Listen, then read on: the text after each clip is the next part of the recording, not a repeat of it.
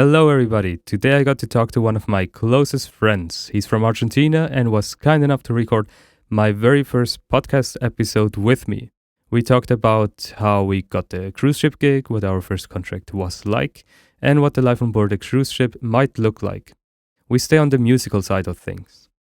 I'll link to the websites and resources mentioned in the podcast down below in the description. I hope you enjoyed this episode, and now I give to you Federico Gironelli. All right, so Fede and I, we've been on 3 ships together, I think. Yeah. He's a guitar player, a really good one. We used to call him a guitar hero, I think, during the guitar solos especially. We started to work on ships in 2013 or 14. Yeah, I think so. I think 13. That's when we first met, and we've been best friends ever since. I visited him in Buenos Aires, Argentina, and he visited me once or twice in Switzerland. Just once or twice. I've been twice in Switzerland, but only once you visited me. First time. Oh yeah. One time I was I working on ships? No, I think you were in the army. I was in the military. Yeah. Yeah. Good times. So that's how we know each other. We've been working 3 ships together, and we remained friends. Mm-hmm. He's done all his contracts as a guitar player, and I think you did one short contract as a music director. Is that correct? I a fill-in of 2 weeks because my boss had family, so he left, and I came and I became an acting MD for 2 weeks. Yeah, good. And then he came back on the Pride, actually. On the Carnival Pride. On the Carnival Pride. Yeah. So how did you first hear about cruise ships? How did you get the idea to work on ships? Actually, that was 5 years before we started working on ships. Or maybe 10. I don't remember. I can't recall. But actually, I was a kind of something that imagine the world like 7 years ago. That 7 years ago, internet was like not as popular. YouTube wasn't as popular. Facebook wasn't as much. Actually, Facebook was the only one that was kind of big in that moment.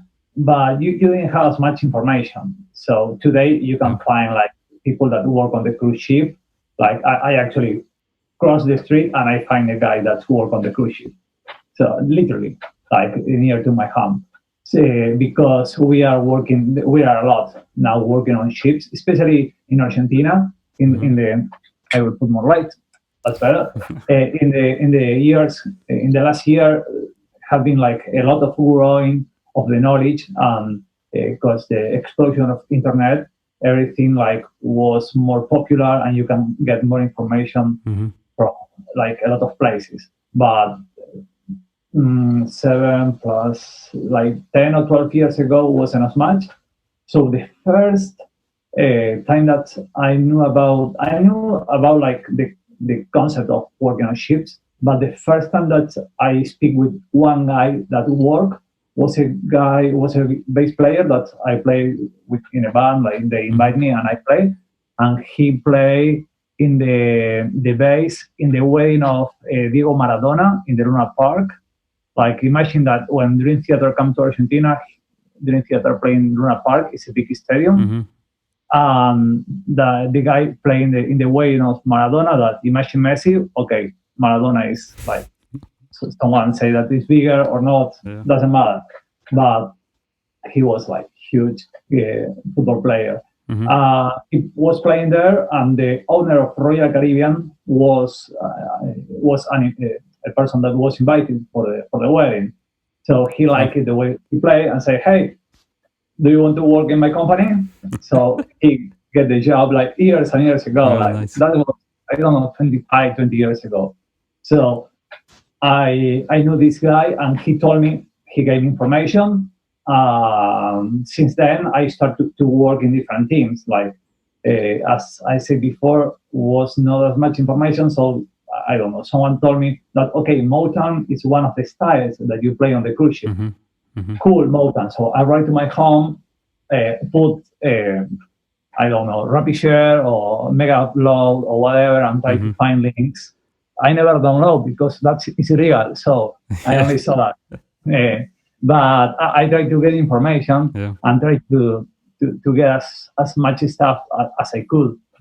And the guy you knew, the guy that played at that wedding, that was your bass player. There was a no, was a bass player of a band that I play once or twice. Oh, okay. So I rehearsed with that band as a guest. We talk, and he said, "Oh yeah, I have information." So we talk about that. So everything that I could get, I try to get it. Someone told me, okay, in cruise ships there are production shows like Broadway style. So I tried to pick up. I went to the library store and tried to pick up information about, I don't know, Chicago, the musical, or like Terror House. I don't remember. Okay, all that's the classical music. Security. Shop of Horrors or something like that. Yeah, the one with the big plant that eats you. Yeah, I think that was. Yeah. So I tried to pick up as much information as I could, and I tried to learn. They told me, okay, you have to play jazz. So I printed out all the real book, and every day I studied like the real book, like one day I have a printer, so I pick up the book. I bring to my first for my first. Oh ship. Yeah. You had it with you. It's it's like 2 kilos heavy, and it takes up a whole luggage. Yeah. It's a pain in the ass. I put in my first ship when I was packing. I put in the trash can this book, if you remember. Oh yes, in the little metal trash can that stands in the corner of the room. Yeah, so I didn't. I was going home and I didn't have as much space and weight, so I said, okay, trash it, and then I get another job straight away from one ship to another, and I have to play jazz. So I said, okay, I will need it, and I recover. So you got it back. Yeah, exactly. I got it back. So then, I printed it out. Yeah. And every day I study a few pages. Another page. And do you know them by heart? Do you know all the standards? No. No, I pick up today after maybe 5 years. Yeah. Ooh, but I know a few, but I say, okay, I have to study all. So I print it out, and I printed like a lot of stuff, and I practice, but I didn't have like what to do. Like I knew it, but wasn't like official. Like I tried to pick up information. So after a while, I found on the internet. I found a guy, Federico Rios, that he was teaching in Argentina, like lessons from drummers. So I write them about getting information about lessons, but for guitar, if he knows someone. Because Federico Rios worked on cruise ship before, like mostly in Carnival, I think. I know you are in Carnival for sure, but I think that's the only company that he worked. Okay. But probably no, he worked but Carnival for sure. So I asked him, he didn't know about guitarists, so okay, continue working. Then I found a teacher, Paulo Robner, that he worked on Royal Caribbean. Yeah. And sent a mail, and he never replied me. So I said, okay, cool. So I continued studying. And after 1 year, my teacher told me, Javier Viñas, in that moment, he told me that he had a student that he already played on ships. Wasn't as much different between what I knew and what the another guy knew. Okay. So I actually picked up the mail from Paulo Robner and presenting exactly the same. So copy paste the same. Yeah. And he replied like straight away and say, "Oh, I'm gonna start like giving lessons again. Can you come like I don't know Tuesday 9 in the morning?" Like, okay, I have rehearsal the day before until maybe 12 something. Midnight, so I got from 2 in the morning. So I went there and I studied for 1 year. After half a year, he told me, "Okay, be ready because you are gonna do an audition like very soon." Then I I contact people, and actually I came again to Federico Rios. But that moment that passed, he was living in Barcelona, and he made a Lime Entertainment. So I asked him, and I did the audition. Actually, I did the audition with one or two more, and I sent a few more mails. Sometimes when you try to do the audition, you don't have to get locked or get married with one agency, because you send like to 5 and maybe only one reply. Yeah. I remember that was a huge pain in the ass. You would send out your CV and all your information, and almost nobody replies back. Yeah, actually, Line reply very, very fast, and they always work very good. So they reply me. I did the audition. Actually, I did an audition before that was like very bad. I suck in that audition. An audition with another agency, or? Yeah, exactly. Yeah. Okay. Yeah, but they were like kind of crazy. They give you something like, I remember, I thought was Rhapsody Bohemia. They give you like to read first reading and play all the stuff. And I remember another song that was kind of hard and was a classic, but was in a different key. So even if you know the song, you have to play in different key. That is, come on. And that audition was online? Yeah, it was online audition. Most of the auditions these days are online. Yeah. Only if you are like for musician, I'm talking. All the time you have to send the material first.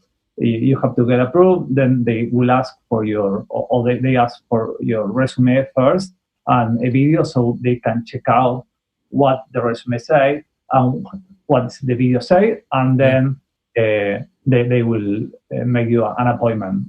For the audition. They are interested, or they see that your level match with the text, with what you wrote. Exactly, or what did they expect. And then you auditioned with Federico Rios in Lime Entertainment. Yeah, actually, my audition was, I always speak with Federico because he's from Uruguay, the neighborhood country from Argentina, and he lives in Argentina as well. He had a lot of family. In that moment, he was living in Barcelona, but we were talking all in Spanish. And they cool Spanish during the audition.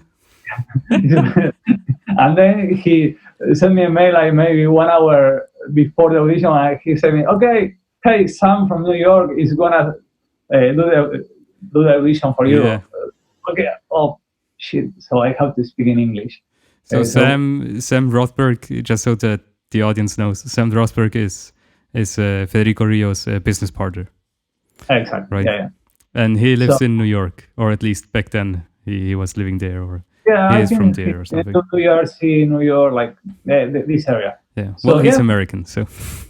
Yeah. All English. Was all in English. Actually, all the auditions are in English, even if they are in Spanish. I did once. As well from Line as a bass player, because I wanted to try as a bass player. Yeah. And it was all in Spanish. It's all in English, because it's a universal language. If you go to the moon, you are going to speak in English. Because that's true. Even if the spaceship, I don't remember what, have the Russian flag. Yeah, it's also in English. The language, actually the official or should be Russian, but they speak in English. And then the audition with Lime Entertainment, what was it like? Did you have to play a lot of jazz, or did you have to sight read a lot? Did you mainly have to groove, or? Yeah, actually, in that moment was different than the ones that are doing now. I can tell you as a bass player how did work, and then we go back as a guitar player if you want. So I will show. That's right. I will speak about the current one, the one that are using most of the time. So the way is like 5 days before the audition, they send you a mail and say, "Hey, your audition is gonna be in 5 days.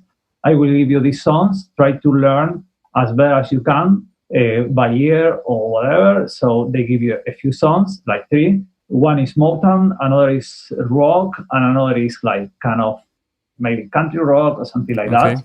Yeah. But mostly it's one jazz Motown, like, and another one rock. One more groovy and another maybe more heavy or something like that. And then you record that and you send the day of the audition. You send that link back. You put in internet, you send back, and then you will have your side reading part. So your side reading part actually is a lot of jazz stuff to play, different tempos, different stuff, and another some Motown, another Motown, and maybe one rock. I actually cannot remember as much. And but the jazz side reading stuff, was it like big band stuff or small band? Yeah, one was like for mostly walking stuff, but everything was written. All the walking lines were written? Yeah, but actually you can, I could choose improve or try to find the degrees like that and try to play that, but because I know a bass player, that's took me like longer or I couldn't figure it out as easily. Yeah. And another one of jazz was like a big band, like with kicks and lines, and you have to play with the brasses, the line, and so it was kind of harder. Coming back to the and then one Motown song or something like that. So it wasn't was that, but way back like 7 years ago, 8 years ago, was kind of you don't have to do the preparation. You just have the interview, and that's it. And the interview was like several pages, and you have like maybe 10 or 12 songs, like different songs. That one will be sometimes I remember that they give you like 30 minutes before. That's important. In both audition, they give you the information 30 minutes before. You can download to your computer the audio, and then you can download as well the charts in printing or in PDF, like using in your laptop or your tablet. And so in that time, you can review or kind of review the material and try to figure it out. So I remember as a guitar player, I have one song of Steroid Bogan, Pray and Joy, and I start to review that and say, okay, I can do that. So I try to thinking about the bass, how I can do it, or try to remember that. And then I turn on the audio, and the audio was in flat. So the guitar, because it's Steroid Bogan playing in flat. So whatever I play in the guitar doesn't make sense. So I say, okay, I cannot resolve that now. So pass to another. I will figure it out in the moment. Because maybe I study for something and then they ask me another stuff, or maybe it was a song like a full bossa nova song, and then you study and say, okay, and you study until the half, and then you say, okay, you start to playing from the part C, and that's the part. Oh, they do that. Sometimes, yes. Oh. Yes, they say, okay, go to the bar number 13. Yeah, and play from there. And no, it's not even the beginning of the part. Maybe the part is starting on 9 or maybe on 11, 12, 13. Yeah, it's okay, in go the to middle the of. Yeah, exactly. Anything. So in the middle of nothing, because sometimes that's happening in the real world, and they try to figure it out how fast you can react on that situation. So actually, the first one was, as I said before, there were 10 or 12 songs. Sometimes it's playing a solo, sometimes it's playing a comping, sometimes in a longer song, you have an 8 part that you have to play the rhythm, and the second one, you have to play the solo. Yeah. So that gives you a lot of variations. And as well, you have the jazz part, or maybe more funky, that you have a lot of kicks, and your reading have to be better. Yeah. But actually, the cruise line industry, there are a lot of companies that have a lot of jazz, but there are a few companies that don't have as much jazz, or jazz is not required. Yeah. So they are, if you do with an agency, that is important, that if you work with an agency, you have the option like to work with several cruise lines instead of only one. Yeah, that's true. They can find your match. Actually, if you try to like get hired straight with a company, maybe take the company like 6 months to make the audition. Yeah. Companies are way slower than agencies. Yeah, exactly, because they are overload of work and they are like, yeah, that's true.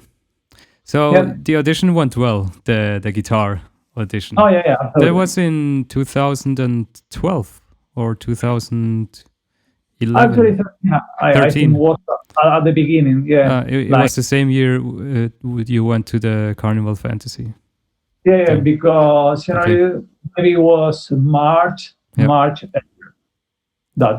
should be the time that I did the audition. When did they tell you that you passed the audition, that the agency would accept you as a musician and look for a ship? Actually, it was like kind of long time ago, so I don't remember. I guess that as soon as you do the audition, you have like maybe 2 or 3 weeks. That's depend of the how busy they are with the audition or another works that they are doing. But maybe take them like 2 weeks or maybe 3 weeks, like to get the reply. And you're hired, but we are gonna looking for a ship for you. Well, yeah. First, they have to tell you if you're even in the agency, in the pool of musicians, and then they can start looking for a ship. Exactly. So when you get into when you pass that, they try to find a ship, and then when they try to find the ship, they send you the offer. They say, "Hey, we have this option, or we have like several options. That's depend." And then once you have your first confirmed gig, you have to do like the visa, the medicals, another. Oh yeah, that's right. I forgot all about that. Yeah, it takes you like minimum, if you do super fast. 1 month is not enough. Sometimes you say, "Oh, I want to go to the ship the next month." Yeah. You have to do the exam.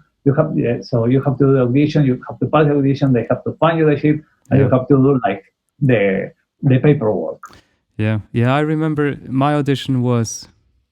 I was also looking, sending my CV and all my information out to like, I don't know, like 10 different companies, cruise lines, right? Like a ridiculous amount. And then nobody ever replied. And the ones that replied just said, "All right, thank you very much." It was an automatic email, like the one that said, "Thank you so much for your interest. We'll look into your data," right? And I even sent one to Carnival. And they never replied. Okay. And then when I already gave up trying to audition for a ship, I sent an email to this agency, which looked kind of funny. Like they didn't have a really good internet site. They didn't have any reviews or any musicians that they could show that already worked with them. And they were Lime also, like Lime Entertainment with Federico. And I sent them an email, and I think it was 4 hours later, I got a reply back, and they said, "Can you do Monday 3 p.m. audition?" Right? And I think I sent the email on a Friday. Yeah. So I had Saturday, Sunday to prepare for the audition. And the audition was pretty much the same, but I remember they told me right at the audition, so we had the actual audition with playing and stuff. Then we had the interview part where you like talk about your interests and what your goals are with like working on ships and stuff. And then right after that talk, it was with Federico. He told me, "All right, you're accepted. We'll take you in. We'll start looking for a ship." And I think it was maybe like, I think it was two weeks later. they got a ship for me, the Carnival Fantasy, with a sign-on date, and the sign-on date was, well, the rehearsal start was in 2 weeks from that point on, right? It was ridiculous, and in those 2 weeks, I had to get my visa done. I had to get like all these the medical tests done.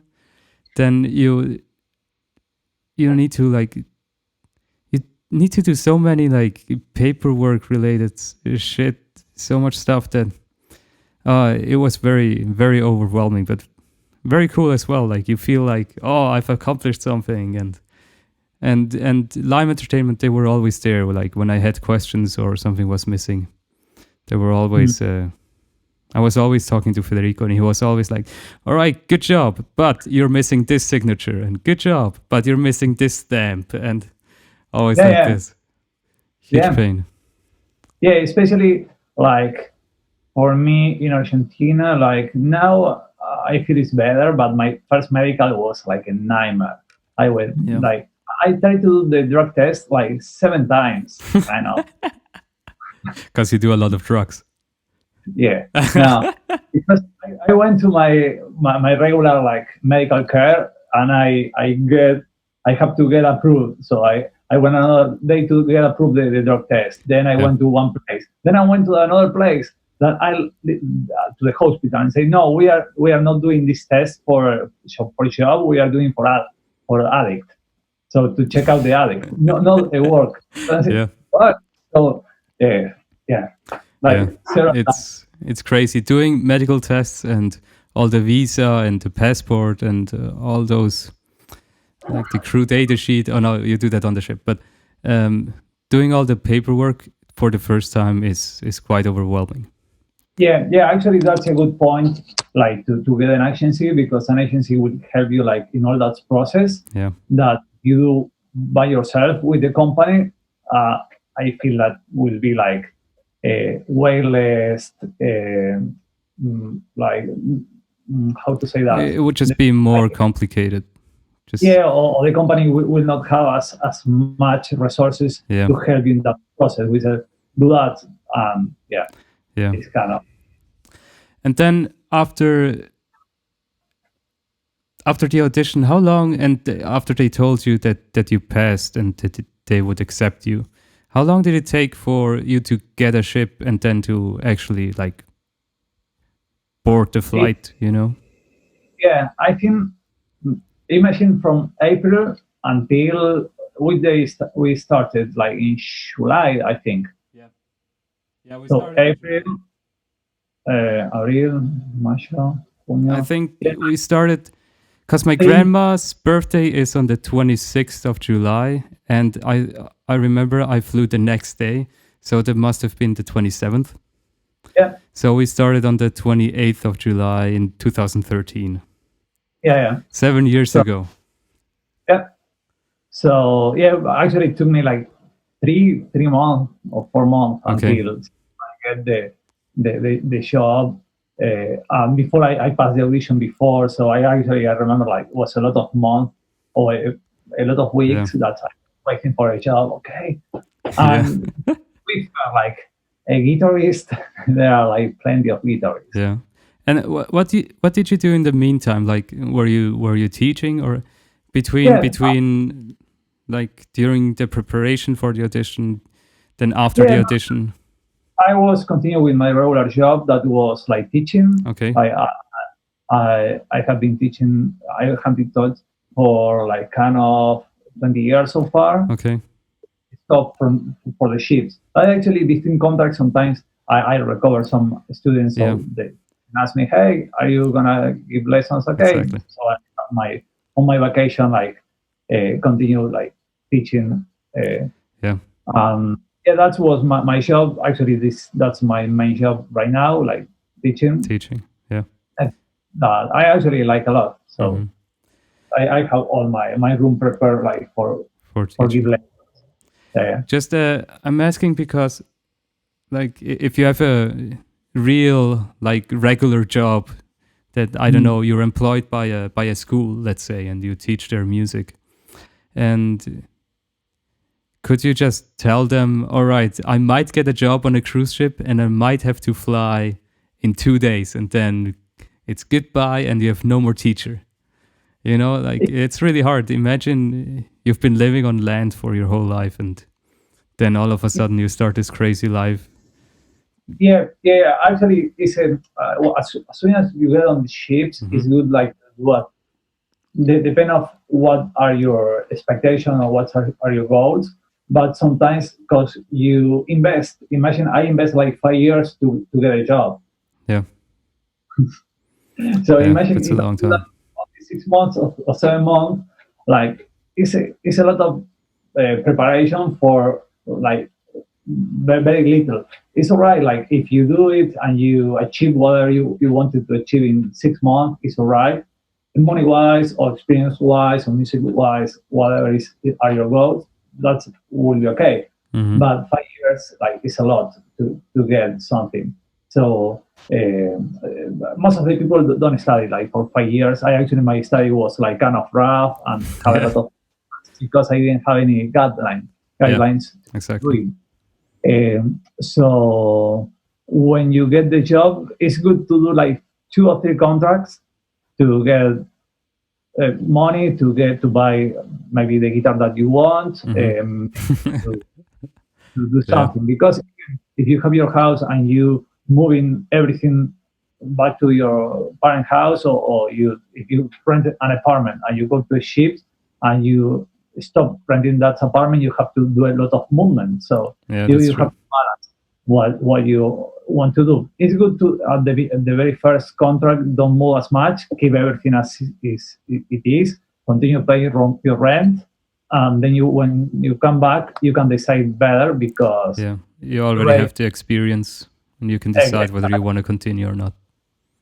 exactly. Yeah. Even if we get less money because you have to pay back a lot of stuff Mm-hmm. in your hometown or your house, it's worth have the saving that you don't have to decide something right now. Yeah. Immediately. And So then, so we were stuck at getting the ship. All right. So then the agency sends you the plane ticket. No, the Carnival actually. So yeah, both of us, we used to work. Well, I used to work for Federico still does Carnival Cruise Line, and they actually organize all the travels for you. Like they send you a voucher for all the taxis. They send you a hotel room in case you need one. They send you the flight ticket and all the information basically that you need, and they pay for everything. It's really convenient. And I remember we met the first time, you and me, in the lobby in the hotel in Pompano Beach in Miami. the very first morning. Yeah, at Extended Stay America, there was the hotel. Yeah, That was a very special place. actually that was awesome. Like yeah, Yeah. there are way worse. Everybody got his own room, and the rooms were gigantic. They all had like a little kitchen in it, Yeah. bathroom, huge bed, TV, living room. It was good. And how like did you fly before? Were you in the States before flying to Miami? No, but I flew straight to Miami Yeah. I to mean, the. how was the experience with your guitar on the plane and all Oh, excited to join a cruise ship? yeah, actually, the guitar on the plane or the instrument on the plane is the kind of a pain in the ass. So you Yeah. have to find my recommendations. First, if you carry with you your guitar, like as a carry-on luggage, Mm. it's better if don't be of course you cannot have a hard case. You cannot have a hard case for your guitar or for your bass or for your trumpet or whatever. I will Yeah. speak mostly for guitar. Try to play that for different instruments. I use a very tiny or the tiniest guitar bag that I could find Mm-hmm. because actually I get in the plane and sometimes the flight attendants don't even see the guitar because Oh, it's really? like It's that it's small. very very small. Yeah. that's helped me like to get into the cabin. And the most important is like you have confidence in what when you get into the plane. Yeah, Um, that's uh, true. Act you, like it's the most normal thing that there is. Like, I, just how you you have this doing? huge bag with you, and it's okay. I got it. Yeah. Yeah, so that's important. Then I found that wearing like kind of more sophisticated is better than wear use wearing like more informal. So if you wear, You mean your clothes? sorry, You mean what you're wearing is yeah, also important? yeah, Okay. I feel so. So you have to be like as pretty as possible, like with your a very nice jacket. I carry only that jacket to get into the plane, or maybe to so the people. Oh, Yeah. this guy is like. If you carry like a sheen, um, Yeah, a uh, jean jacket or like like this broken jeans or something, ripped jeans and stuff. you have to be like kind of cool with the clothes. I find that's at least give me like a little confidence to get into Okay. the plane. And always when they ask, you say, "Oh, I never had any problem with this company. Yeah. I actually choose with this company because it's the best Mhm. about taking care of my luggage." Yeah. I never had to do that line, but be brave to say that. The another one is like sometimes they say, "Oh, we don't have space," and say, "Let me check if it's space," because actually that happened to me. They put my guitar aside. Mhm. The plane was full of space, Yeah. so Yeah, it's like sometimes they just want to avoid, like having to yeah, actually care about the guitar. yeah, future problems Yeah. or so. But yeah, but that's only happened once. I always like super aware. Try to be in the line as if you are like in song number 3. Try to be like as near as possible in the line. Be the first Yeah, yeah. because Exactly. when a lot of people before carry like two carry on luggage, and then you carry like your small guitar and then small backpack, is no space for you. Yeah. So Do if you you do you go put first, your guitar in the overhead compartment? yeah, Yeah. yeah. Okay. I try to find the best way to play it or to place it, and try to see that's depends how it go because sometimes it's like you put here and then you close that way, Oh yeah. and some like doing that. Yeah, exactly. Yeah, I found that the smaller planes are easy to take your guitar. Yeah, yeah. Because the over The overhead the, compartment the, the is overhead compartment yeah, are bigger, are longer. So exactly. even a player can a bass can be Yeah. fit on the overhead compartment. Yeah. Yeah, So then we met in the lobby. yeah. In the lobby, You're yeah, cold? yeah. I got in Chile, so It's getting warm here and it's getting cold there. yeah, exactly. So we met in the. I remember when I got to Miami for rehearsals. Oh yeah, that's nice. That I that remember. night that was crazy. That night. So first of all, the audience, the ones listening, should know that we went to Miami first on our first contract for 3 weeks of rehearsals. So we didn't go to the ship straight. There was something new that Carnival was trying out. I think. Actually, I was supposed to go 1 week. Oh yeah, it's true. The first they told us we're only staying there for like 7 days, and then we joined the ship. And then it turned out that we weren't as good of a band as we should be, so they gave us another 2 weeks. But anyway, so we went to rehearsals in Miami in Pompano Beach. We all flew there, and the first night I got to the hotel was very, very crazy. So a guy picked me up at the airport in Fort Lauderdale. It was in Miami, and I felt so important, like somebody was waiting there for me, and like I had a voucher and everything was in English. Like I was 19 back then, right? Still quite young. So, anyways, we got to the hotel, and the air in Miami is just like so humid. I wasn't used to it. I was sweating like I've never sweat before. And Connor, the music director back then, he told me to call him when I got there because I was the last one to arrive. I think I got to the hotel at 1 a.m. in the morning. Yeah. On the day of the first rehearsal because my flights were delayed and canceled and crazy. So I called him and we met, and he told me which room I was in, gave me the key and everything. And then he told me, come with me to my room and I'll give you the music for tomorrow. Right? And then we went to his room.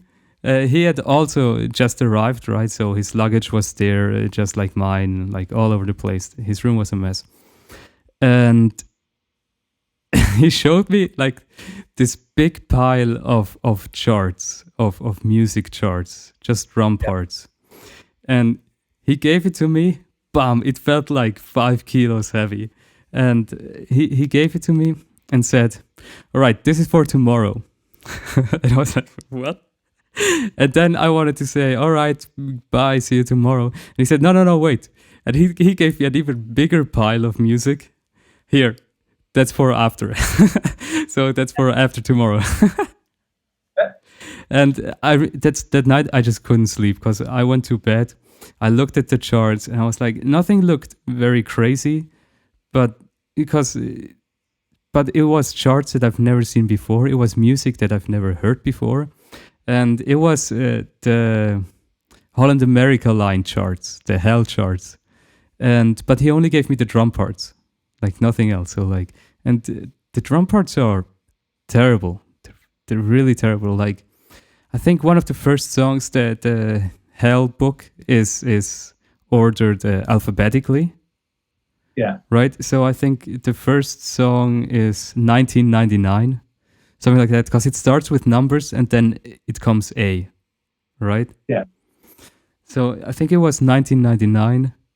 And the drum chart just said, boom, cha, boom, cha, boom, cha, right? Like a basic beat, but no indication of what style of music it is. I think tempo probably said something like moderato or something, or medium, but not even a BPM count or anything. And then I checked everything on YouTube and I was freaking out because I didn't know any of these songs, Like before Ships, I probably never heard of Prince. Before Ships, I never heard of Motown music. I've never heard of... Well, I knew Temptations because of my mother, but I couldn't sleep that night. And then the next morning we met in the lobby with the whole band, actually. So there was... You from Argentina, Connor, DMD from the United States, David, Vanessa. David and Vanessa from the States as well.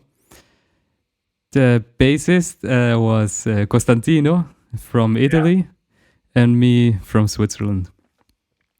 We all were jet lagged except for the Americans, I think. I think Vanessa, she came directly from a ship as well. Could it be? Or was she on vacation? I don't remember that. And so, and it was for all of us, it was the first contract. So it was, Connor was. So the music director, it was his first contract as music director. And he was transferred from a ship in Australia, I think, to... I cannot recall that, but yeah, I remember he was transferred, so he didn't have like much time to prepare for the rehearsals and stuff. Then it was the first contract for the singer, the male singer, David, the bass player, you, and me. So 4 out of 6 people, it was the first contract, and none of us had ever been on a cruise ship. None of us even knew like what music we were going to play. And that was actually something that I tried to talk to Federico Rios from Lime Entertainment, the agency. about like they had no idea either, like what music I would have to play in this band, right? They sent me some lists of songs that carnival bands used to play. Like it was just like a list of all the songs that could be in your repertoire, but Yeah. nothing really specific. And it was probably like 500 or 600 songs, so nothing that I could really prepare. Um, yeah, and then we started the first day of rehearsals in Solid Sound Studios. Yeah. Right. Yeah. Actually, about that, I was lucky because I had a lot of information before, like Superstar Live. I had all the guitar charts. So in my 2 months or 3 months of preparation, I have time like to check the songs and play the melodies and try to learn how to play it. And then you have to play with the band and try to figure it out Yeah. how that sound like in a real world. But I have all the Superstar Live, so That's good. of this. I think I didn't have the upgrade, but I have like the base. Superstar Live is a live karaoke or karaoke with live band. And then I have the Holland American as well. So I have as well like a list of the most common songs, and I try to find the ones that I have the charts. So I study. Yeah. As well, I supposed to go to another ship like the Sensation, I think. Oh, really? That have production shows. Yeah, that's true. And they gave me like the two or three shows that ship had, so I can be like more focused on that. Anyway, I didn't have to go to that ship, or they changed me the ship, so I'm playing on the production shows. I didn't get any information about Superstar Live or like what repertoire or like what the schedule would be like or anything. And maybe for your short time notice was that. Yeah, maybe it was because everything was so quick. Yeah. Then we rehearsed. These days are more organized, so that's good. We are want to talk about that. Yeah, it's getting better. They definitely also Lime Entertainment. They got much bigger. Like the agency, they have now several employees. They also do auditions for dancers, I think. Yeah, for the playlist. For the playlist for Carnival. Yeah, I think for different companies. Oh, really? Yeah. Anyways, then we started rehearsals. I can't remember what was the first song.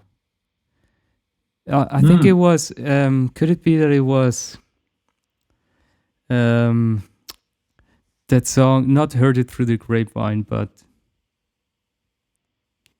I don't remember it. But it was bass heavy. Maybe Anyways. My Girl. No. It was, but it was some. Son of a Preacher Man, something like that.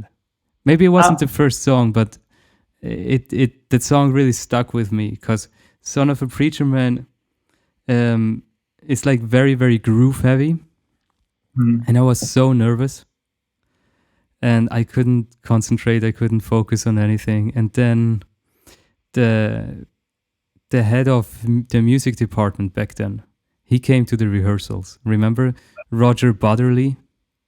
He was like this American dude, big guy. And because we didn't have a bass player. Yeah. Oh, yeah. He got there late. That's true. And he got problem device. Yeah. And then it was my boss's boss, you know, like he was high up and he picked up a bass and played with us. And like basically all his comments were directed towards me, you know, like you're not keeping time, you're playing too loud, you're phrasing shit.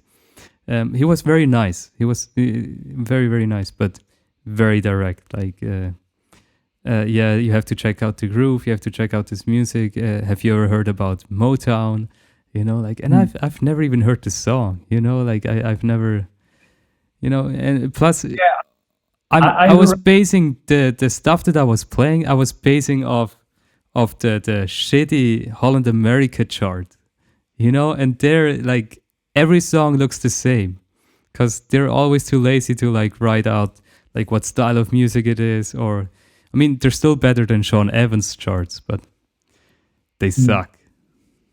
Yeah. So I remember that we play I Wish. Dun, dun, dun, from Stevie Wonder, and I remember see that chart and say, I did play that song because this is a very common playoff. I practiced before a bunch of playoff because my teacher Paulo Romner gave me like a lot of playoff and play on to play, and was that line, so I knew that line. And when I tried to read the Holland America chart, it was fuck. And I thought to myself, I know this song, I played before, so I practiced, but I cannot read what is written here. Like, it was all messed up. Like, so I tried to figure it out in the moment, but everything, actually what happened back there is everything was like, okay, we are going to listen to that song. We listen once, full song, and then we play it. It's kind of like hard, like if you have a line, if you have something, it's kind of difficult, like to get that work. Yeah. Rehearsals, the first time we went to rehearsals was really, really tough for everybody, I think. Yeah, absolutely. Like, I mean, I was working every single day like a fucking idiot. I was getting up earlier. I was staying up late, just listening to the songs, like with the iPad and making notes and transcribing fills, transcribing beats. Yeah. And just to like be prepared for the next day, right? Yeah. We probably rehearsed. I don't know. What do you rehearse? You rehearse like 10 to 15 songs every day, and probably around there, and you're or more, and you're expected to like know all the breaks and all the endings and all the intros and all the dynamics and everything that you said you would do. You have to remember in 3 weeks, like because in 3 weeks you will be signing on the ship, and then you'll have guests listening to you, and you might only play a song once, and then you go to the ship, so like that's back then. So it's like now it's like now it's more evolved. But we were the second band I think that Carnival had rehearsed. We were the second 2.0 band. Yeah. And so we rehearsed for 3 weeks, and we had many problems. For one, our bass player, he got there like 4 days late or something. 4, I think, was less. Maybe 2 or 3. Okay. But I thought it was only 1, but I don't know. But I don't know. Maybe it seems so much longer, because at the beginning we thought we would only be rehearsing for 1 week. Yeah. And then after that 1 week, during that week they came every now and then. They came in like the supervisors, or Roger Badderly, the music department head. How do you say? And David Brady. He also came in once or twice. Oh, I didn't remember. Yeah. He was there. We went to eat to the Mexican place with him. Yeah. And they just heard how we sounded, and I don't think they were happy at all. Yeah, actually, if you do that with a band that is like most new hire, it's very hard. Like, because maybe one guy is very good to hard rock, but it's not as good in Motown, and everything is kind of like complicated. Actually, my last 2 gigs on Carnival on ships was as a team. So I had the experience to get in the band, and the band is already sounding, or it's not. That's another problem. I cannot do as much. Like that's happened once. I get in a band that at the beginning they didn't have piano player, so the guitar player pick up all the piano parts, and they had piano player. But with the piano player, they didn't give the chart at the beginning, and after he had the charts, even the guitar player continued playing the piano part. So when I came to the ship, I played the guitar part, but the piano never played the piano part, and so I feel like, hey, this band is kind of empty. But that happened is that the piano never had the space and never had the transition between one place to another. Yeah, sometimes bands get very, very messy. Yeah, it's more like try to find the best that we can do, like, and try to find the way to make that work. It's experience and how to say a positive attitude from the rest of the band. Yeah, actually, when I get as MD, the drummer left because was MD, and we had as well a new singer. So we have new drummer, new male singer, and neither of them know as much the songs, or we didn't have time to get know the songs. The guys. So say, hey, we are doing that, and I was new as MD, so we have to figure it out. Actually, literally, we went into the stage and say, hey, what song we do, and we played the song. That's crazy. Yeah, but after 1 week, what happened after? Yeah, it was a 7-day cruises. So the 7 day, in the meantime, we have to play, I don't know, maybe country songs, and it was like very modern, and the female singer didn't know the songs as we at the beginning of the contract. So we let her choose a few songs, like 10 songs, and we learned that song. So she learned like 10 songs, we learned 10 songs. She played a few songs by 1 or 2 songs by her own. So we do a good, like... Yeah, you worked it out. Exactly. And the last day of the cruise, the keyboard player got sick, and we didn't have keyboard player, but the singer plays some keyboards, so that's good. So we tried to find out, and we did the best of whatever we did before, whatever did work. That was the first week. The second week, actually, the female singer came only for 1 week. So the second week, we got a new singer, and we have to do all over again, but this time without the piano. So our song, like, we built like 1 week, like full work, and what happened worked, and then we have to start again with a new female singer, but without piano. Luckily we have piano for the next day for Motown. So, but again, try to build everything again, and the next week the drum player came back. Yeah. So sometimes. Sometimes you have to like crazy. Play, I don't know, do a song and jamming and have fun. This is the most important. Like, have fun. If you have fun on the stage, is better than whatever you can do. Well, yeah, that's true. But I once worked in a band on the Pride. Actually, we had 15 different members in a 6-piece band over 5 months. Okay. 1-5, yeah, it was crazy. But let's go back to our rehearsal time. Perfect. Yeah, so we rehearsed for 3 weeks, and we got, I think, 1 day off per week, and we did different things during those 3 days that we were off. We went to Miami and stuff. Remember, we also we did some fun stuff. We went to a baseball game, right, where you got lost. You didn't get lost. What else did we do? Well, we did a lot of fun stuff. Like, rehearsals to me are always one of the most fun periods of a contract, right? Because you get to feel like a rock star somehow. They give you a car, it's always just the six of you, like it's always just the band, and if somebody else comes around, then it's the band and somebody. It's never, like you really develop like this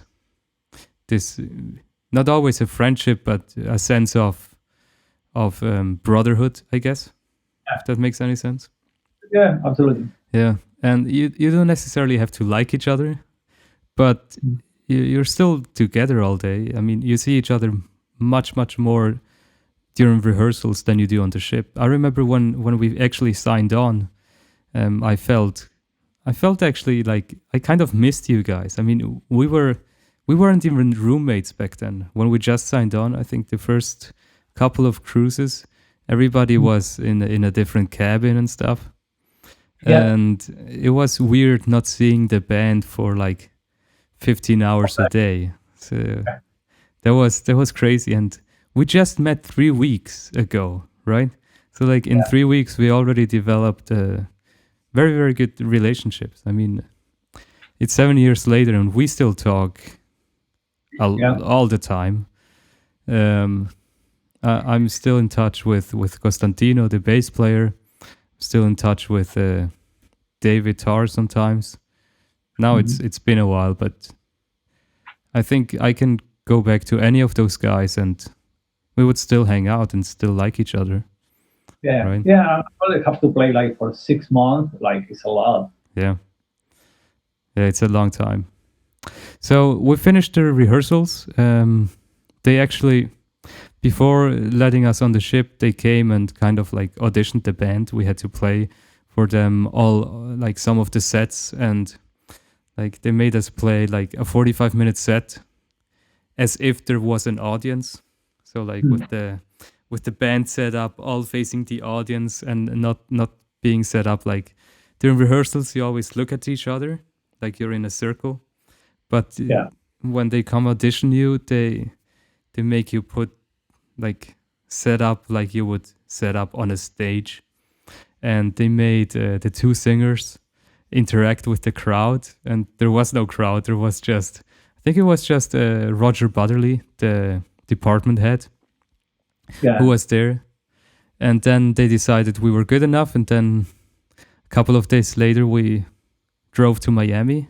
No, to where did we go? Oh yeah, but we flew. Yeah, we flew at the very first. I cannot recall. No, we went straight like the 17th of August. We went to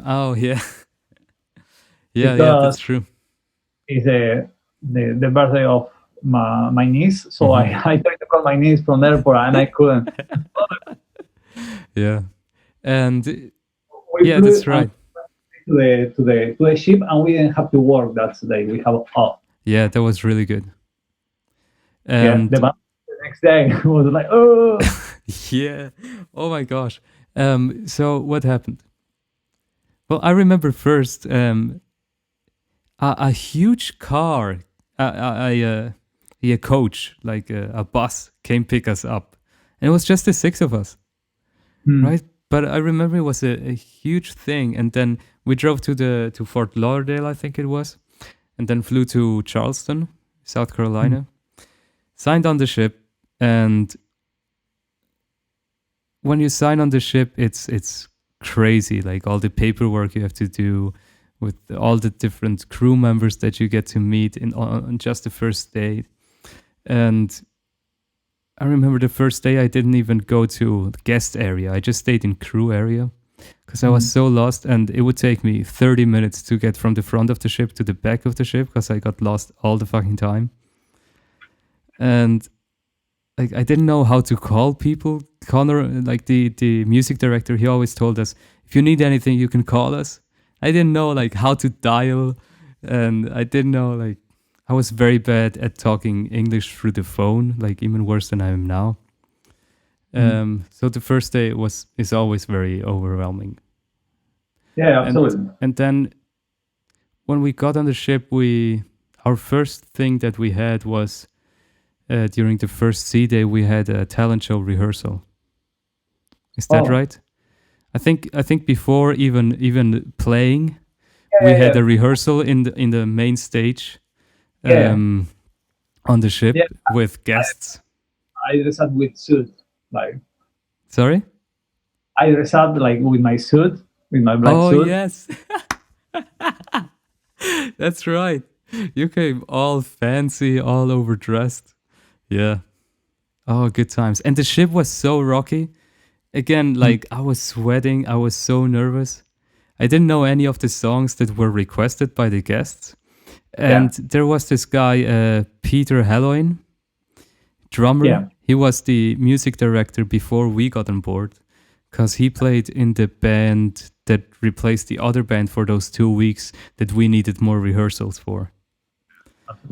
And he was a drummer, a really good one as too. And he was just like standing there next to the band and organizing everything. And like he would tell me, all right, in this song you have to do this, and then he would tell like Connor, yeah, maybe change the key, to fit the singer better.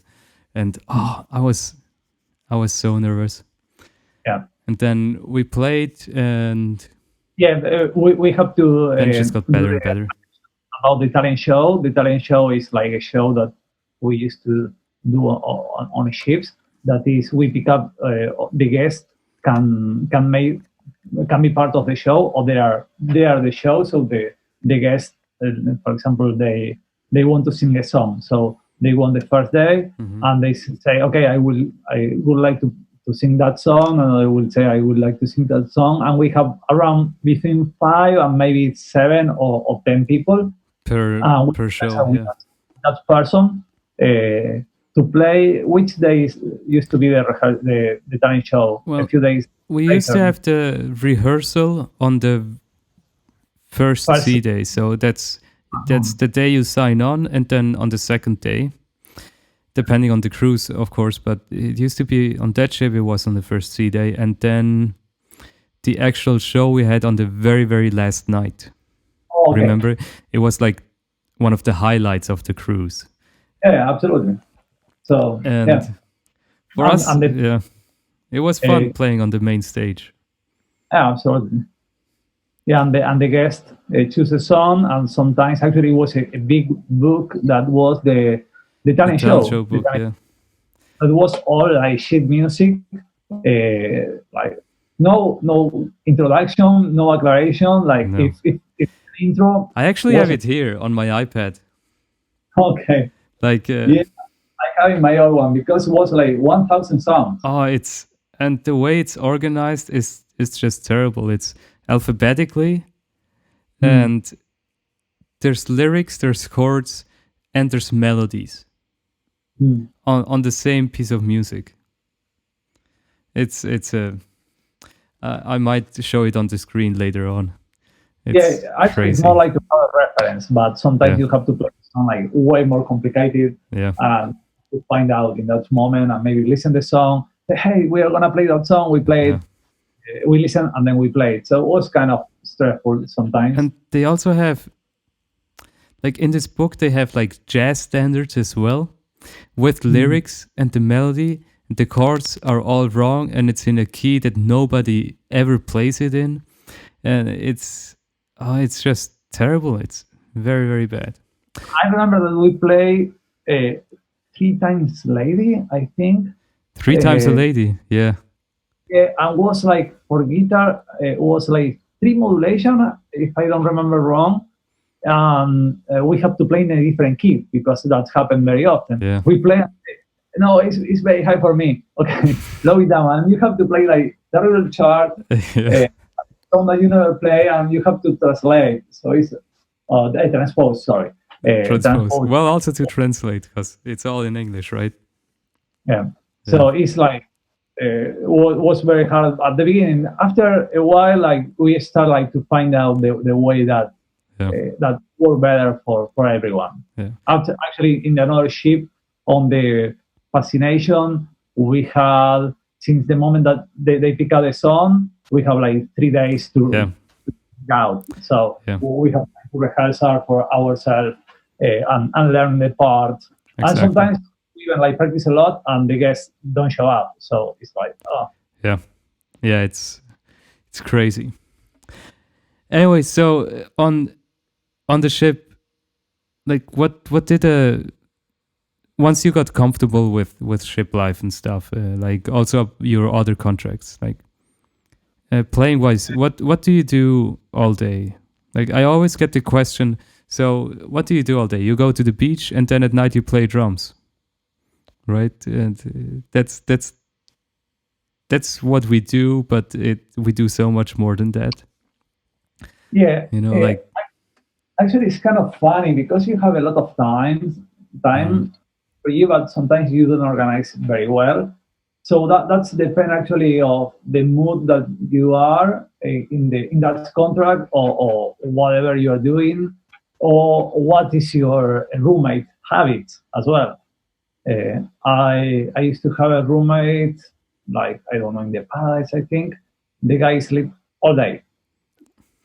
So during the day, I couldn't do as much on my ship, like, because yeah, actually Juan Pablo left to BMD, and the one that came, he went to the bar until very late, and then when he came and sleep all day, so I couldn't use as much the room like to practice. So I have to, actually that's contra. I practice a lot of English, so I went to the mess, to the crew mess, or the dining room, and write it down, like all information. I pick a book to the CTC, the crew trainer center, and I that.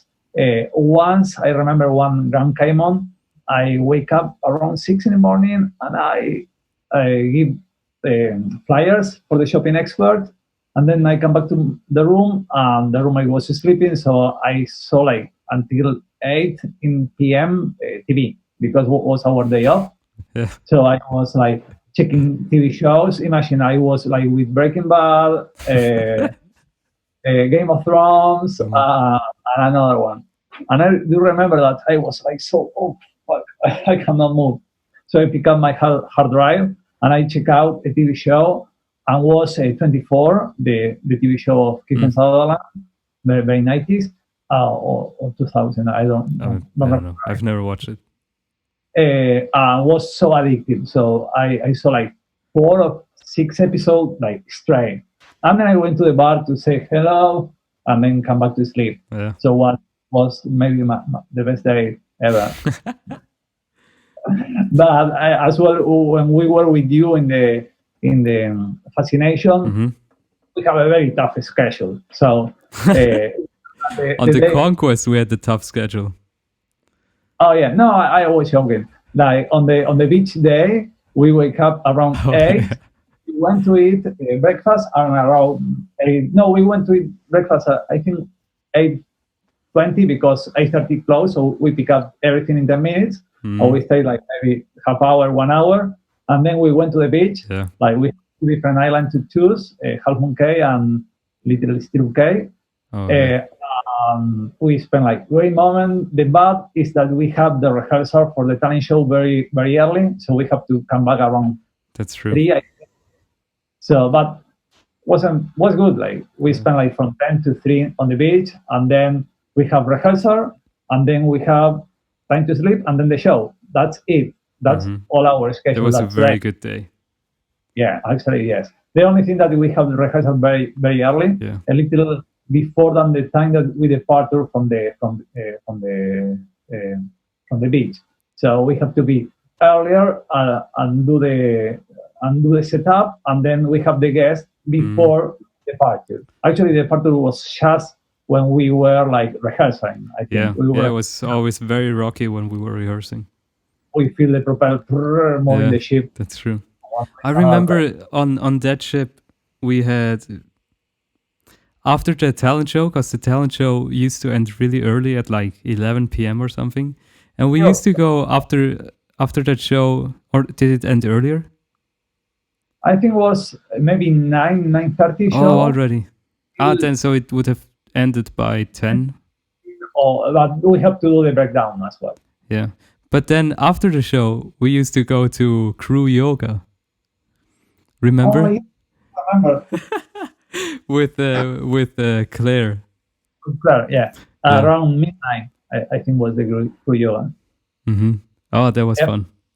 Yeah, that's crew yoga is one of so many activities that the crew members have on the ship, because imagine that we are like living there and we need activities. Like, so every Yeah. week was a crew party, or maybe it was activity like it's a bingo once a month, it's a Latin party once a month. So you have like a lot of activities to keep you busy Yeah. and social life and doing stuff. Sometimes it's like clean the ocean, clean the beach day. True. So I never once a did month that. you do that. I neither I would love it, but yeah, always it's Yeah. something. There's many activities. Yeah. But So it really shows how, like, earlier during this talk we were talking about how hard it was for us to like get through rehearsals, to even get a ship, to even get the audition, to like get information. So the first time doing all of this is very hard, and the first few weeks for me, it was, I think on my first ship it took me like 2 months to really like feel okay with what we do. And so the first time is just very hard, and then once you know how it works, once you know the language of ship life, once you know your schedule, once you know the music, once you know your band and the hierarchies on board, as a musician you have a really good life. Like you yeah, you don't work a lot, you don't really have to practice a lot because you already know the music, and usually the bands are too lazy to add new repertoire. And so all you do is set up, play, break down, and that's pretty much it. And sometimes you have to go to trainings, or you have to, I don't know, like the safety briefing and all those things, but that's usually just like once a cruise or something. And the rest of the time you get to go to, sorry? twice a week, twice a month. The The safety briefing now is like no, well, the hey, safety briefing you have to do every week, but the safety drill is twice. twice a month. Yeah. And well, I don't know anymore. I've been on my last ship in 2018. That's already 2 years ago. Yeah. Well. Yeah. But yeah, so you get accustomed to ship life rather quickly, and when you do, you have a lot of time that you can spend on the beach, hang out with friends, go to the gym, get a tan up on the open deck, drink enough in the crew bar, go to bed late, get up late. It's a really comfortable life because everybody also tells you what to do, right? Like you never have to really think about what am I going to do tomorrow, because everything's right there. The gym's right there, the beach is right there, the crew bar is right there, all your friends are right there. You just go to the crew mess. That's 30 seconds from your cabin, and you meet all your friends there. You don't even have to like really get dressed. You just put on the name tag and you walk out in your pajamas and you're fine, you know? Well, I used to do that. But it's a good life. And then the playing part is just hard at the beginning because you don't know the music, but once you know the music, it's like, I would say something like 70 or 80% of the music is the same on every ship, at least with Carnival. Yeah, they depend. Yeah, like Sometimes it's, yeah, that's sometimes it is not. Maybe 70% is right. Sometimes 50, but the another 25 is very easy. It's the same Yeah. song yeah. with the same hits. Yeah. Like those. I mean, there's songs that you play on every ship, no matter what. Like My Girl, Brick House, Celebration, We Are Family, like all those songs, or Brown Eyed Girl, or something like those. That's just music that you play on every single ship, no matter what guests, no matter what theme, no matter how big the band is. Yeah. People just love those songs. It's Mm. crazy. And if you already know, like, let's say a low number, 50% of the music that you're gonna play, that's 50% less work, right? Yeah, absolutely. And on your first contract, that's really a lot of work, you know. Like, how much is the repertoire of a regular ship band? Like 200 songs or something? Let me see.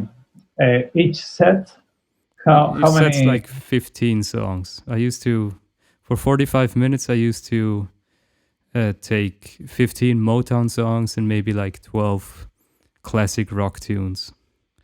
You know? Okay, we can say 12 to get even. We have, I don't know, 5 items. At the beginning, actually, now is changing the way that the day of rehearsal in Carnival. I think it's way better. As we say before, or do you want to talk this now, or we can do later? Just continue. Okay. You're fine. So the way is like when you get your like 1 month before getting into the ship, you are gonna get contact by your MD or music manager MM, and he's gonna start to give you information. That's as well depend of the music manager, because some music manager are in one way or another are in another way.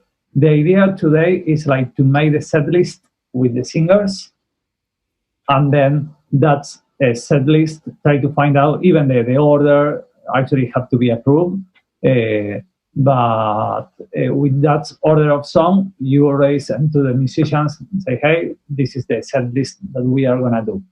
These days, we are not trying to get as many songs as possible. We try to prioritize quantity instead of we start to prioritize quality instead of quantity. So the goal is to have like 2 sets of each thing. So if you have 5 days that you play and you have 2 sets, there are 10 days. 10 sets. 10 sets, times 12 songs is 120 songs. Yeah. So you have between 120 and maybe 150.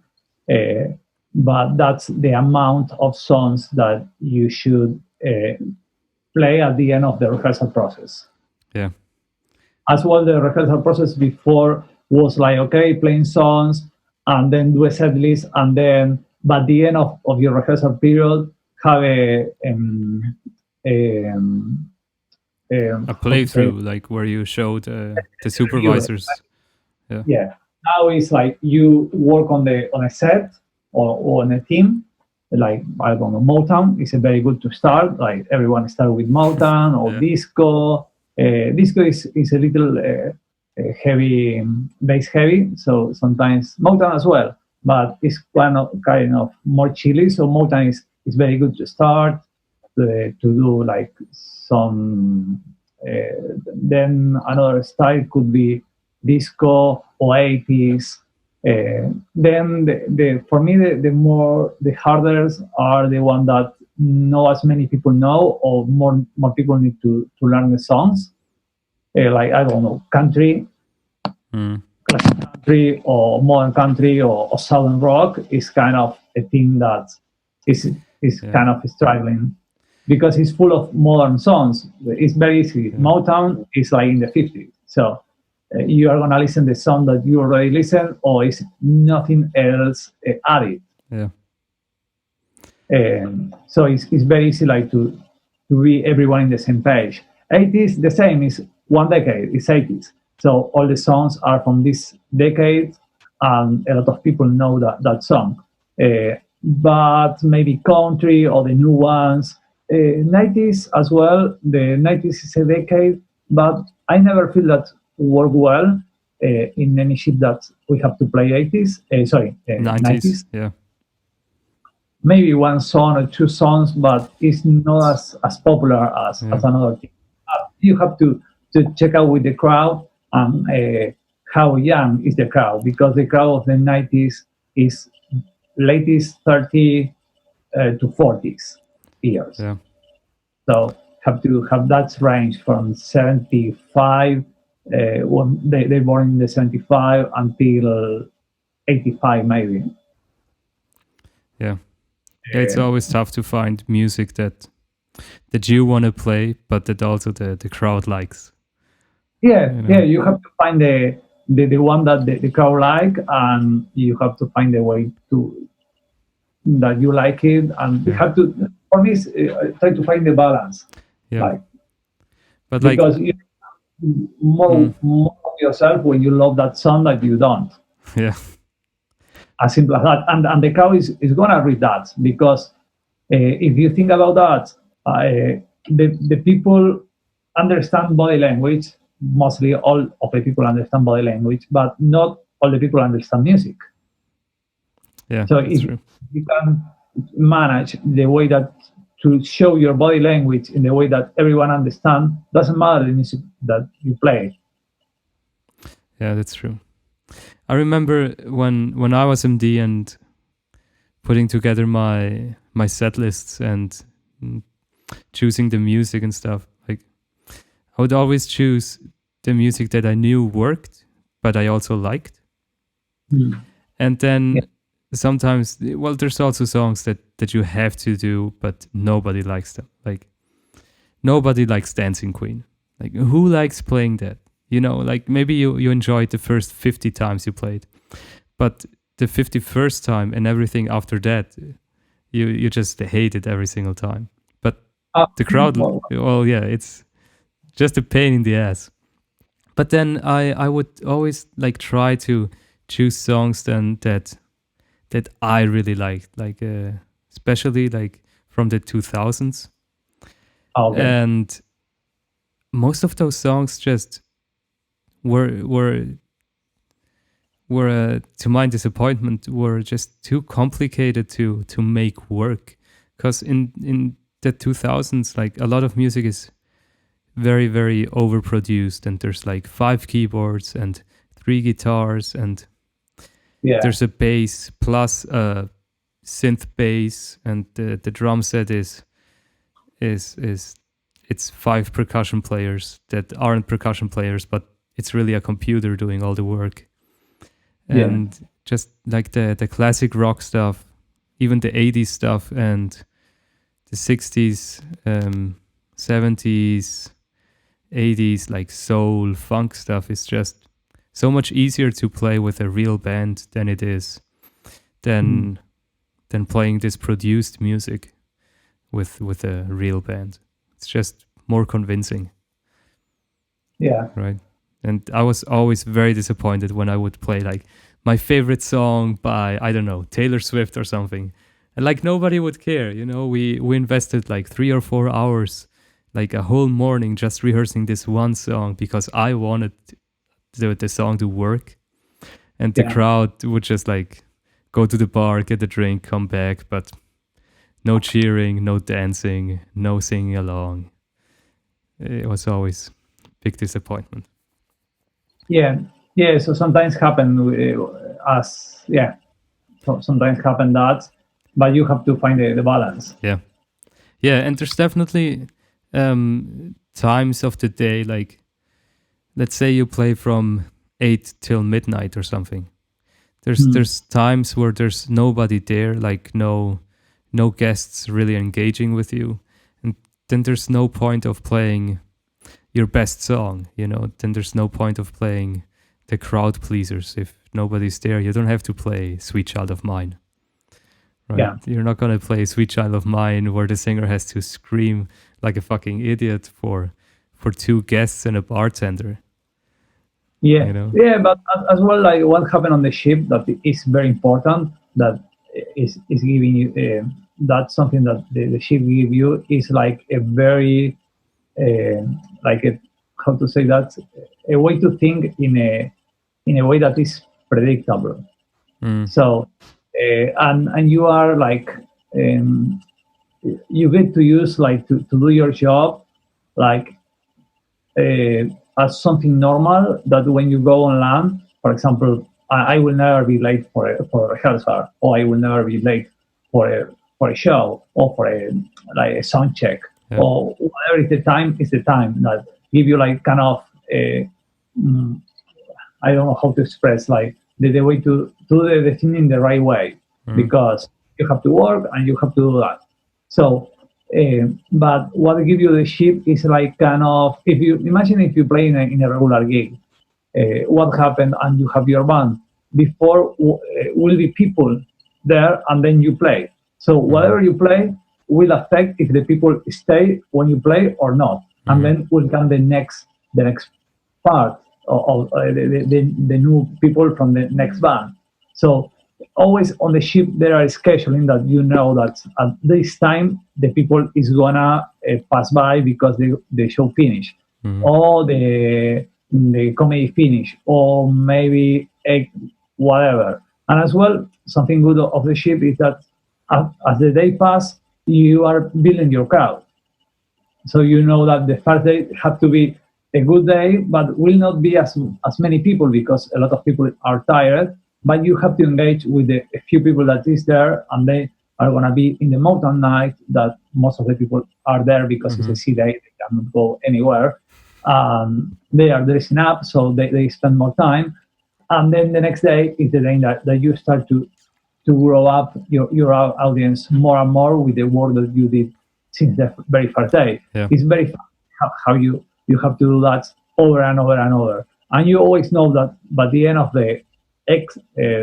for example, the second set of the 80s will be very crowded, and then you put the Switcher of Mine.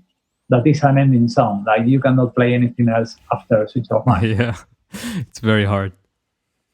Yeah, putting the sets together and is very hard. And I also learned on ships to be really quick, like a quick thinker. Like let's say you're in the middle of the set and the something happens that you didn't expect, like the crowd goes wild and there's, instead of the regular 5 people in there, there's 50 people dancing and screaming.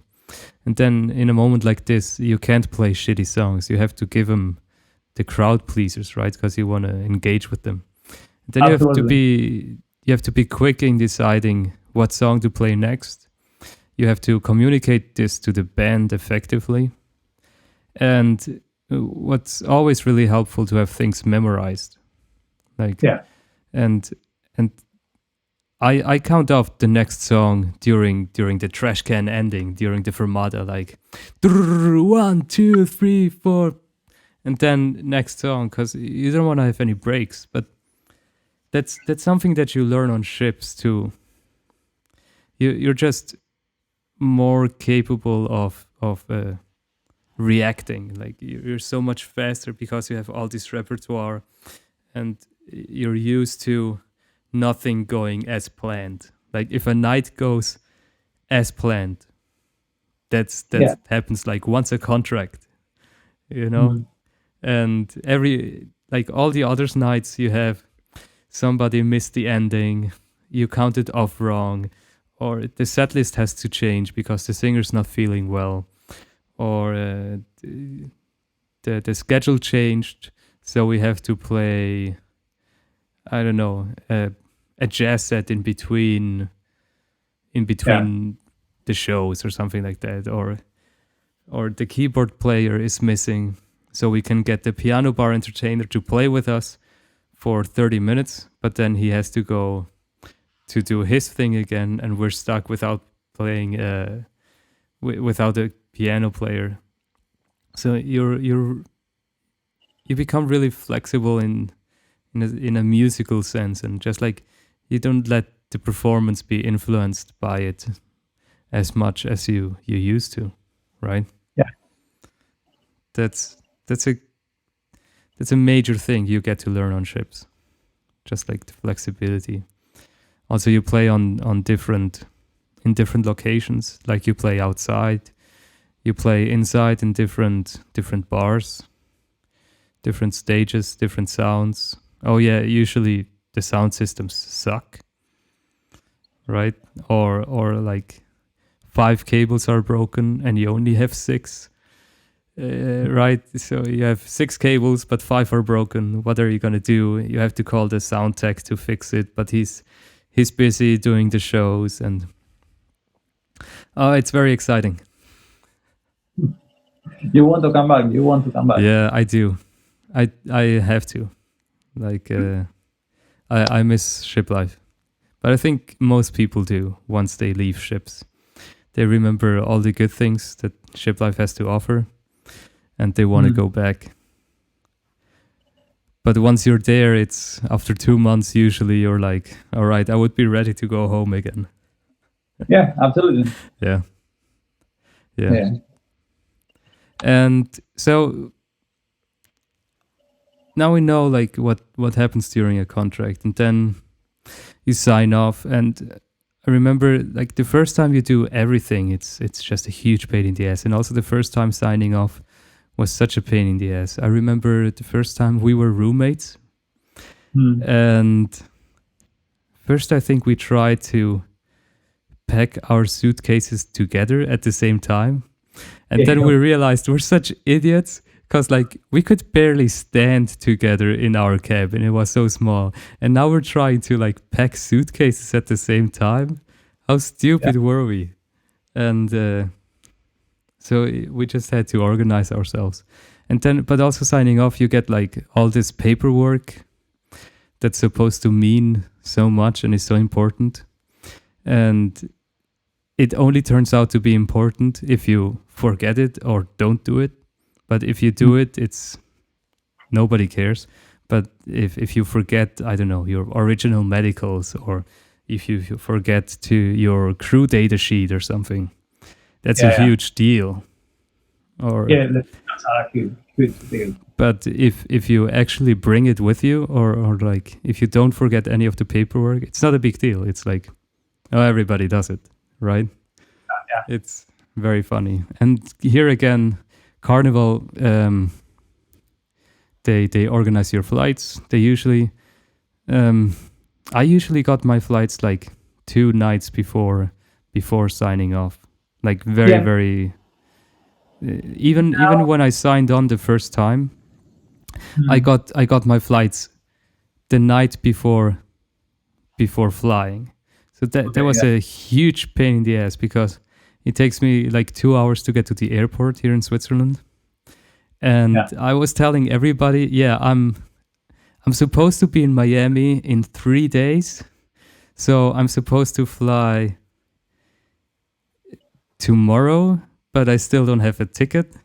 So, and if I don't fly tomorrow, I'm not going to make it.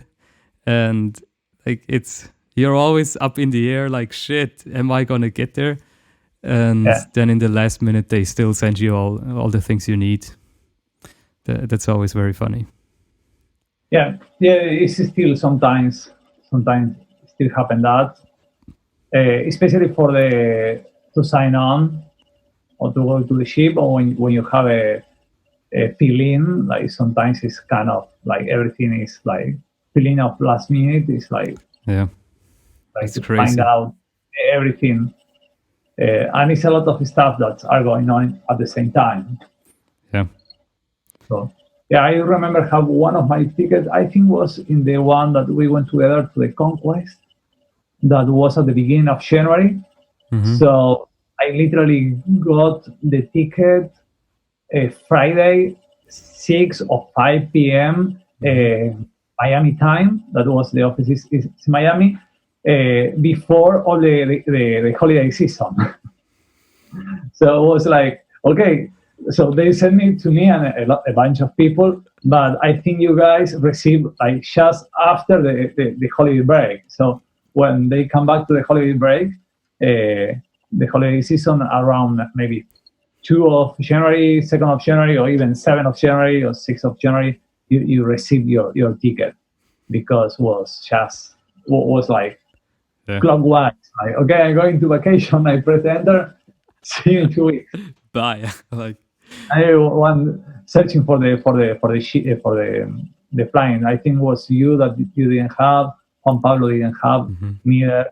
So they were a bunch of us that we didn't have. It's crazy. traveling like this is just very unpredictable. Yeah, but it's like sometimes the last day I received as well a call. They called me the manager of the casting. Like she called me like very late Friday and say, okay, we are evacuating Miami. So if you for the hurricane, if you don't have your ticket, but this day we are gonna do that and that and that. So she was like running out. Like she was like running from the storm. Oh, that's So, crazy. Yeah, and now with the quarantine and the pandemic, it's like everything like as well was crazy. Now it's harder because now it's like flat. Now nothing's happening. Like the cruise ships aren't working. They're sending everybody home and stuff.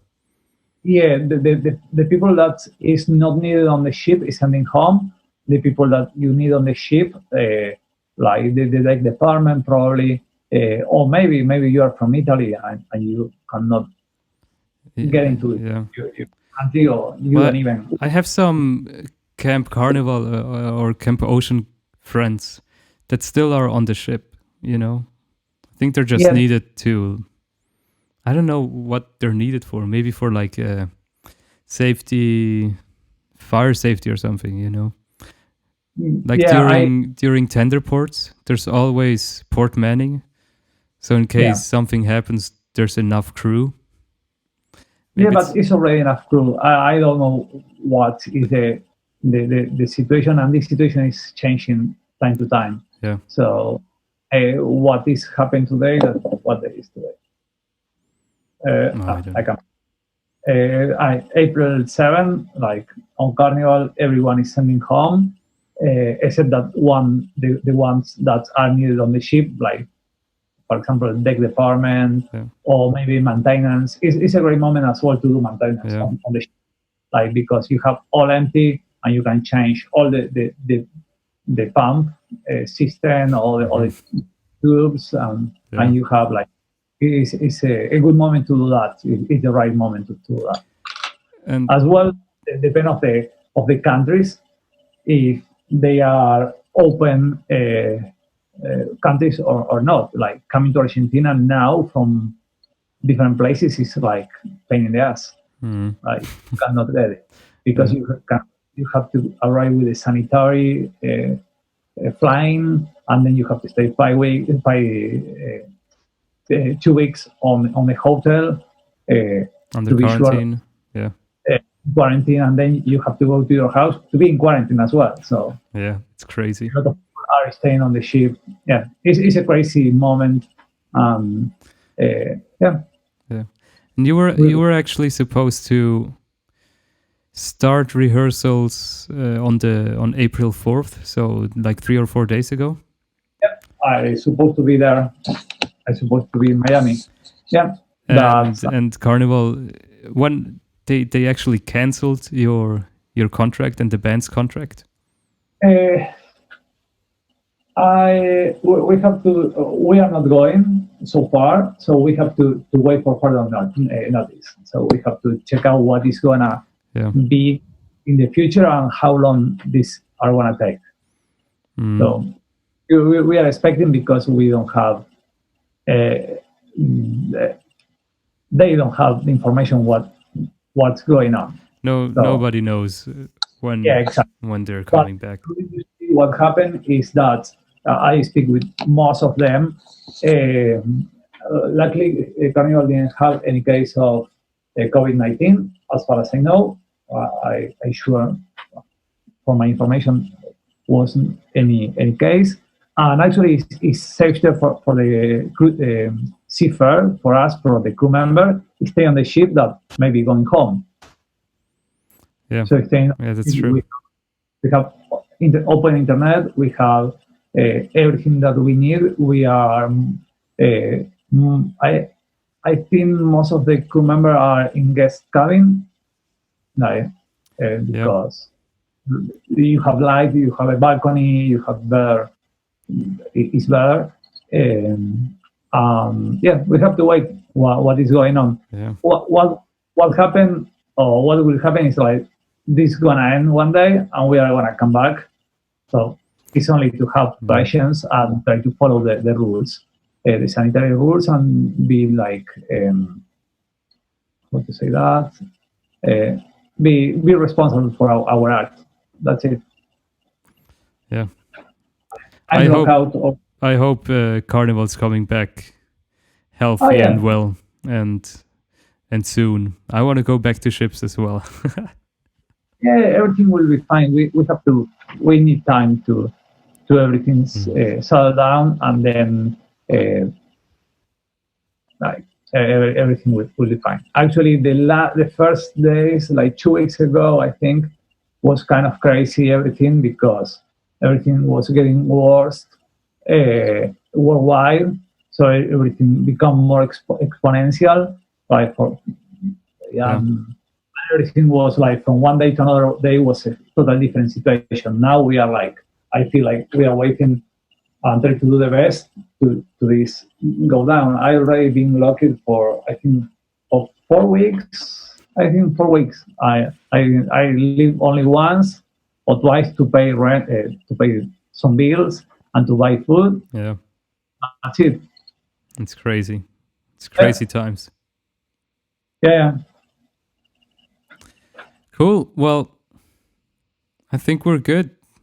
Don't think we've missed any major point of living on a ship or working on a ship as a musician. Do you have? Can people get in contact with you somehow through a website, through Facebook, or anything? Yes, Facebook or my mail. Whether it's Facebook or Instagram, I will send you the link, or you will put in the. I'll put it in the description. Federico Gironelli. Exactly. Argentinian guitarist. Exactly. So yeah, it's like the most important of the job, I think, is all the opportunity that we give you, all the opportunity to play like in different situations, as you say, and sometimes in the main theater, like playing in a great shows. Do what you love, that is playing. Actually give you like a lot of conduct in the way that you have to work, and you have to work, and you have to work, and you have to work, like give you like a muscle of working to play. Like the last day I was with the band, and they say, oh, we play at 6, I don't know, 3 in the morning one day, and I say, hey guys, it's job. Yeah. You don't maybe they complain as well to wake up 6 in the morning to go to a regular job, but it's working. Like you have to work, you have to perform. That's your work. That's it. So give you like a kind of click in your mind that is working. Of course, it's great to play with your own band and play what you love and your own songs, and it's different, but it's part of the life of the musician.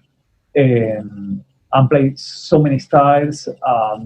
It's great. As well, like every ship or every contract will be different. Like it's no way that one contract is the same that the another one, because maybe one ship you have shitty ports, or you go always to the same ports, and then the another one you go to amazing ports, and you want to be outside all the time, and you spend like way more money. And some contract you are like not using internet, and another one you are like maybe more connected with your family for the reason what it could be, and you are using that. One contract, I don't know, I spent like 2 contracts playing drums. So one was in the Magic, so I went to the back and I set up the drum and I played, and another contract we didn't have that, and we have in the Rockford pub the electric. So I went from 2 in the morning to 3 in the morning every day, like except a few days, to play electric drums. Yeah, just to practice and like develop a new skill and use your time efficiently and productively. Yeah, exactly. And sometimes I was lazy. My roommate say, hey, dude, do you mind if I use the room? I say, yeah, awesome. So I have the excuse to leave. It's already 3, or do you want more time? So because you have to do, this is important. You have to have always a positive attitude on the ship, actually in life. But on the ship, it's very important because it's very easy to go down. Um, I don't know for what reason, but it's like try to do something new, like buy a new instrument and learning, like, or buy something and spend more time. Your roommate is sleeping most of the day, okay. Working on your computer, like in your desk, or maybe you go to another place and work with your computer and try to develop a new skill. So yeah, that read a book in English. Go to the CTC, that is the Crew Training Center, and try to get something. Oh, I like this book. I will read. I don't know. It's a lot of stuff that the ship is can give us, and we have to use that as well. You are in a foreign country, so you can learn more about that culture, or maybe you can use your time like to go to the city or knew the culture of the city, or go to the historical place. I love to go to the forts on different places, or go to the city and get lost in the city a little bit. Depend, because if you are in Miami, yeah, you can get lost in Miami, or like walk around. It's better Charleston. Oh yeah, Charleston's nice. Baltimore or LA. I don't know. It's like it's interesting. Like you have a way, a lot of options. So you have to be to choose wisely and try to pick up the best in that in every situation. No one ship is another ship. Like you have different band members. Even if the band is the same, like will be a lot of change, and you have to be wisely to manage that, and you be and get the best of yourself. Yeah, that makes sense. Good insights, man. Good insights. Good. Well, thank you very much for agreeing to talk to me and being recorded. A pleasure. And we'll talk soon. Yeah, absolutely. Ciao, ciao.